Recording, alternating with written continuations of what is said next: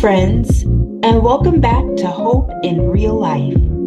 I'm Iris Joy, and if you're listening today, I just want to say thank you. Thank you for taking a few minutes out of your day to sit with me, to breathe, and to talk about something that affects every single one of us, whether we realize it or not. The environment we live in. Not just the natural environment like the rivers and trees and skies, but the streets outside our homes, the grocery stores we have access to, the air we breathe, the conditions of the apartments and houses we live in, the way our neighborhoods feel when we walk through them. All of that shapes our well-being. And as I was getting ready for this episode, one sentence kept showing up in my heart over and over again. There's beauty here, even in the struggle, and that's what gives me hope. If you live here in Sacramento County, I think you'll understand exactly what I mean. This is Hope in Real Life. Let me just start with something familiar. When I drive through our neighborhoods, and I'm talking about the real Sacramento, not the one that you see in brochures, I see so much complexity, so many layers, so many stories happening all at once. I see kids walking to school along long, busy roads. I see families waiting at bus stops without shade in the summer heat. I see apartment buildings that have probably stood longer than the families that live in them. I see neighborhoods where fast food places and liquor stores feel more common than grocery stores with fresh produce.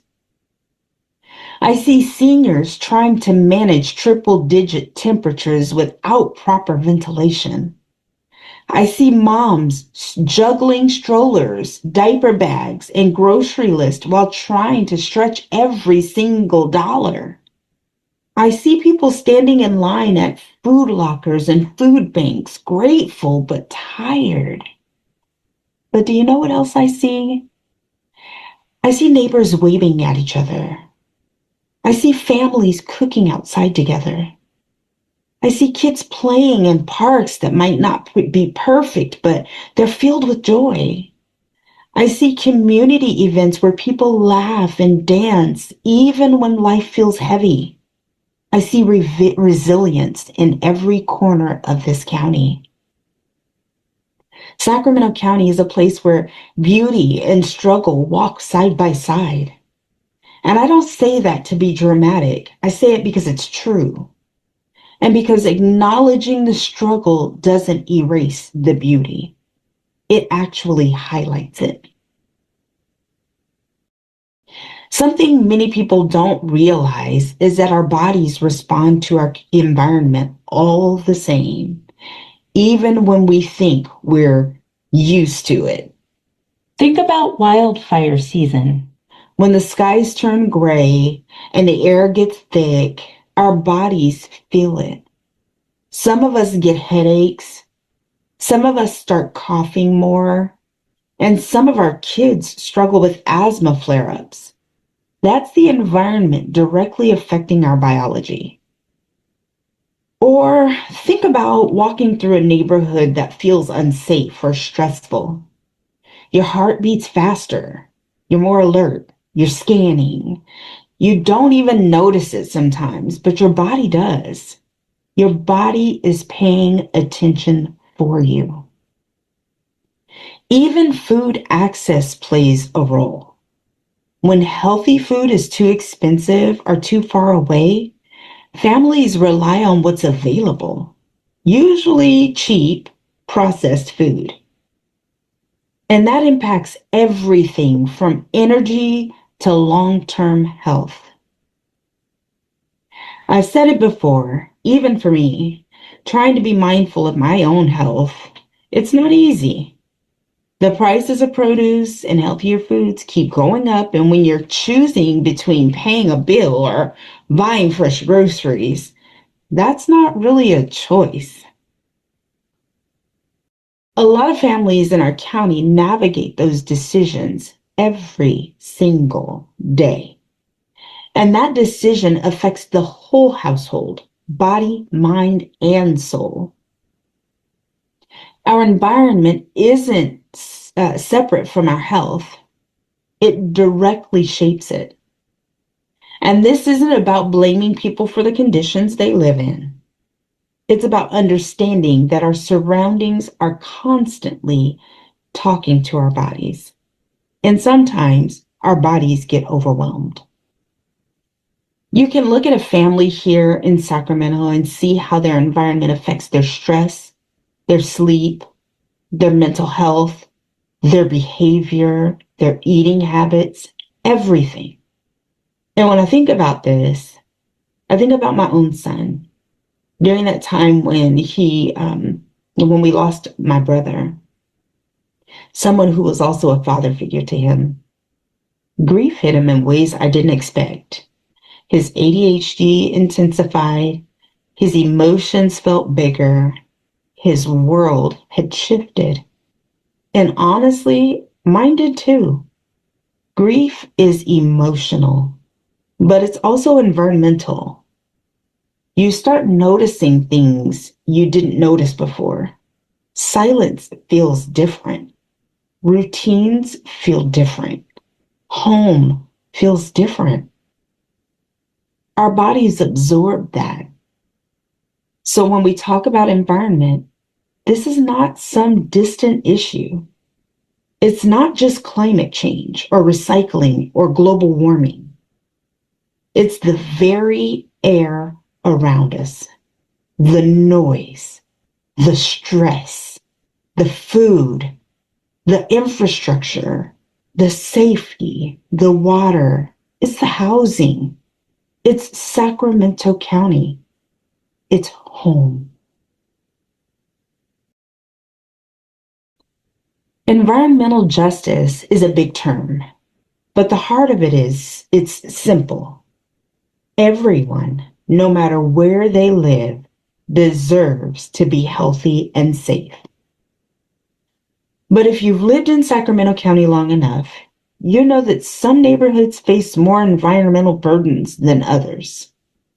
Some areas have fewer grocery stores, more traffic and noise, older housing, higher pollution exposure, fewer trees and shades, less access to safe parks. And I want to be really clear here. This is not about blaming communities. This is about the systems around them.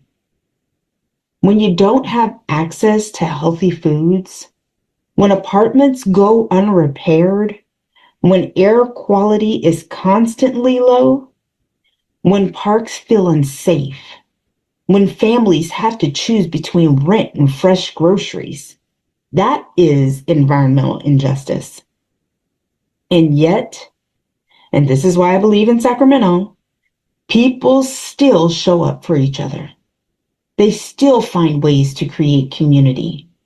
They still celebrate birthdays, graduations, and cultural events. They still make something out of nothing. There's beauty here, not a fake, glossy beauty, but the kind of beauty that comes from resilience, from community, from people who refuse to give up. And that gives me hope. There's another layer of environmental justice that often gets overlooked, and that's how it affects women and children.